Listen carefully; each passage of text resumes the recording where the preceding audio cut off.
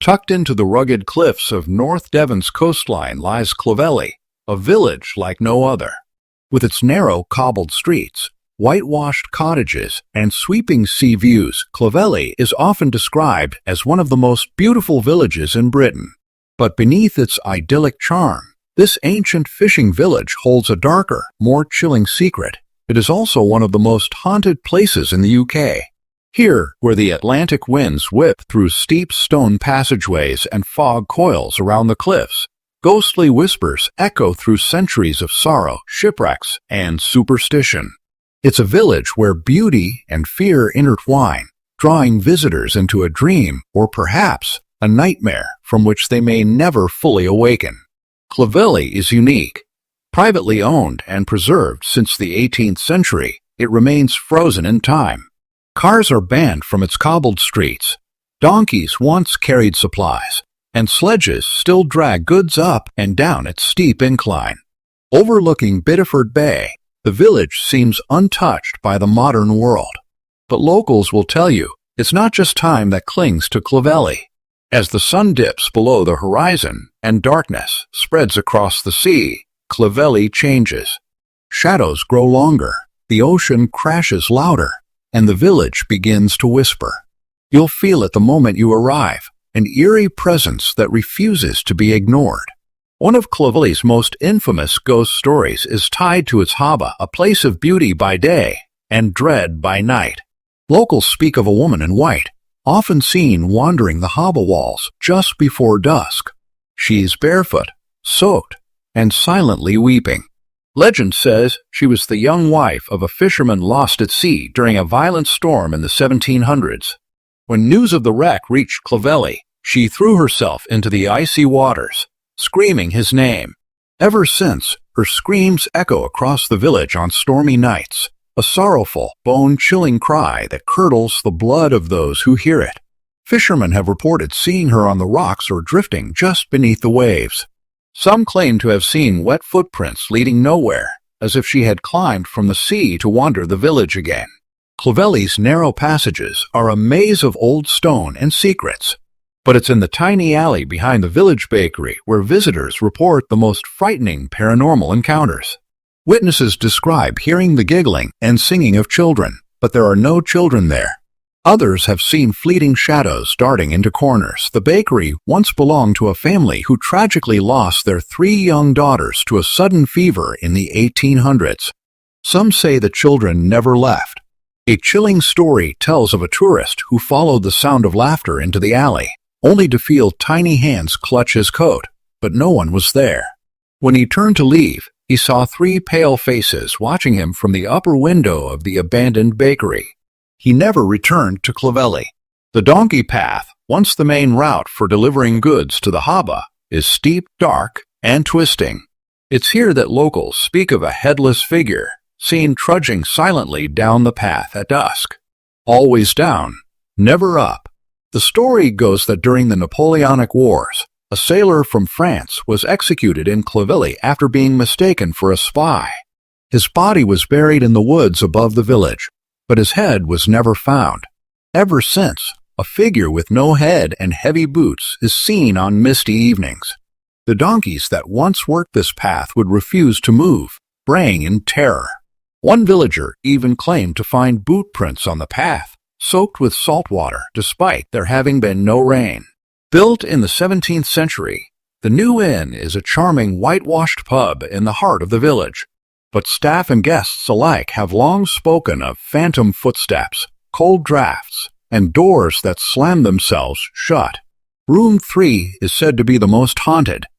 A guest once reported waking up to find a man in naval uniform standing at the foot of his bed, soaked and pale. When he turned on the light, the figure vanished. Others have smelled pipe smoke in rooms where smoking is banned. The landlord swears it's the ghost of a sea captain who died in the pub after collapsing from exhaustion in 1823. Right on the haba's edge stands the Red Lion, once a smuggler's inn, and now a hauntingly beautiful hotel. But few know of the unseen guests who refuse to check out. Several employees have reported hearing furniture move in empty rooms, whispers in the dead of night, and unexplained knocking on doors. One cleaner quit after seeing a shadowy figure dive from a window into the harbor below, yet the room was locked from the inside, and the water was empty. Some say it's the spirit of a smuggler who was cornered during a raid and jumped to his death rather than be caught. Clovelly's All Saints Church, with its ancient stone walls and quiet graveyard, sits solemnly above the village. By day, it's a place of peace. By night, it turns sinister. Churchgoers have reported disembodied voices during evening services. One visitor claimed to hear an old woman whispering Latin prayers, though the church was empty. Another felt something grip her shoulder while kneeling in prayer. The vicar once tried to conduct a midnight vigil, but left before dawn, pale and shaking. He would not speak of what he saw. Behind the church lies Clovelly's graveyard, where moss-covered stones tilt in silence. But the stillness is deceptive. Visitors say they feel watched, even when alone. Cameras frequently malfunction. One paranormal investigator recorded strange electrical interference and heard what sounded like a child's voice whispering, "Help me," on playback. Gravestones from the 17th and 18th centuries tell of entire families lost to sea, disease, and famine. Their spirits, it seems, are restless. At night, villagers claim to see lights moving among the graves or figures standing in the fog. Clovelly's location made it a haven for both fishing and smuggling, and both came at a cost. The sea took many lives, and the cliffs claimed others. Shipwrecks were common. Some believe Clovelly is cursed by the souls of drowned sailors and betrayed smugglers. One of the most terrifying tales is that of the whaling ship, a ghostly vessel seen offshore during storms. Fishermen say when you see her sails in the mist, it means death is near. The ship is silent, unmanned, and vanishes without a trace. A Coast Guard in the 1950s quit after seeing a line of men in oilskins walk past him silently, heading toward the cliffs, only to vanish into the sea air. Some folklorists believe Clovelly is caught in a loop of time, haunted not just by ghosts, but by memories that replay endlessly. Phantom footsteps, reappearing shadows, and repeated whispers suggest residual hauntings, echoes of the past refusing to fade. A woman once wrote of seeing a group of children dressed in Victorian clothes skipping rope in the street. But when she blinked, they were gone, the rope still turning in the air. A tourist couple woke in the Red Lion to the sound of whispering in their room. They found the word "leave" written in the condensation on the mirror. A ghost tour guide reported seeing a lantern glow moving across the water, then vanish with a blood-curdling scream. A team of ghost hunters caught an EVP electronic voice phenomenon in the church saying, "I never left." One man claims he saw his own doppelganger walk past him on the donkey path, and it turned to smile. Beyond the edge of the village, past the final white cottages and down a winding, root-covered path, lies a small wooded glade locals avoid after sunset. Few speak of it directly, but among the older generation, it's known as the Witch's Hollow. According to local legend, in the early 1600s, a woman named Agnes Trenwith lived alone in a stone cottage deep in these woods. She was a herbalist and midwife, known for her skill in treating fevers and childbirth complications. But when 3 children died of plague and their grieving mother claimed Agnes had cursed them, the villagers turned on her. Dragged from her home, Agnes was accused of witchcraft and imprisoned in a cellar below the church. She died before trial. Her body was buried at a crossroads, but locals say her spirit returned to the woods, furious and bound to the place where she had once healed and now haunts. Hikers today report finding twisted symbols carved into tree bark, hearing whispers in the wind, and even seeing a pale woman with black eyes staring from behind the trunks. Some claim she offers something, a cure, perhaps, and others say she's seeking revenge. The animals of the woods avoid the glade.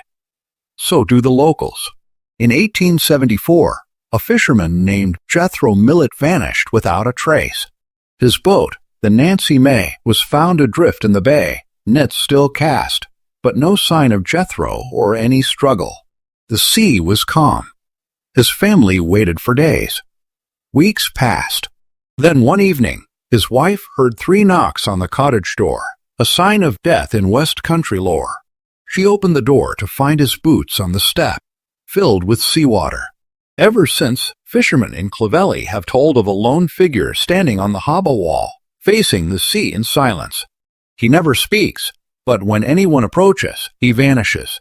Some call him a warning, others think he's trying to return home. His story is retold often, and his boots are said to appear again every few years, always wet, always empty. To the west of the harbor, past a rocky outcrop that juts into the sea, lies a formation known locally as Mermaid's Rock. It's barely visible at high tide, but locals know it well. The legend goes that centuries ago, a fisherman caught a mermaid in his nets. She begged for her life, but he refused to let her go, seeing profit in such a catch. She cursed him, and when he finally returned to sea, his boat sank in still waters under a cloudless sky. Since then, strange deaths at sea have been blamed on Mermaid's Rock. Divers say it's surrounded by a cold current, unnatural and swirling. Others claim to have heard singing from beneath the waves, pulling them toward the rocks. In 1997, a young couple on a nighttime walk claimed to see a woman sitting on the rock, combing her hair and weeping. When they called out, she slid silently into the sea, leaving behind only a string of black pearls.